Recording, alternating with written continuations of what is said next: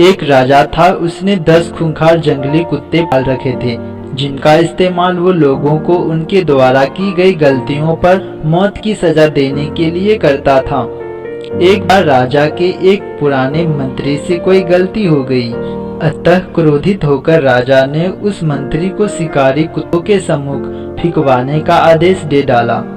सजा दिए जाने से पूर्व राजा ने मंत्री से उसकी आखिरी इच्छा पूछी। राजन, मैंने आज्ञाकारी सेवक के रूप में आपकी 10 सालों से सेवा की है। मैं सजा पाने से पहले आपसे 10 दिनों की मोहलत चाहता हूँ।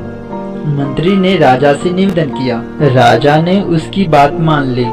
10 दिन बाद राजा के सैनिक मंत्री को पकड़ लाते हैं और नियमानुसार राजा का इशारा पाते ही उसे उन खूंखार कुत्तों के सामने फेंक देते हैं। परंतु यह क्या, कुत्ते मंत्री पर टूट पड़ने के बजाय अपनी पूंछ हिला हिलाकर मंत्री के ऊपर कूदने लगते हैं और प्यार से उसके पैर चाटने लगते हैं। राजा आश्चर्य से यह सब देख रहा था।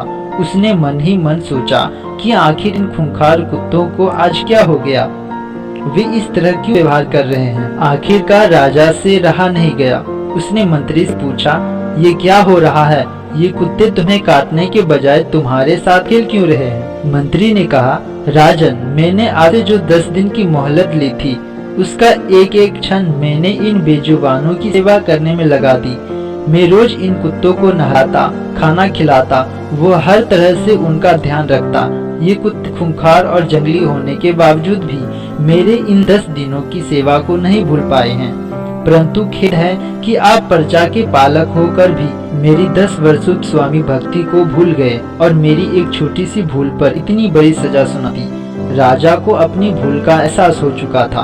उसने तत्काल मंत्री को आजाद करने का हुक्म दिया और आगे ऐसी गलती ना करने की सौगंध ली। इस राजा की तरह हम भी किसी की वर्षों की अच्छाई को उसके एक पल की बुराई के आगे भुला देते हैं। यह कहानी हमें क्षमाशील होना सिखाती है।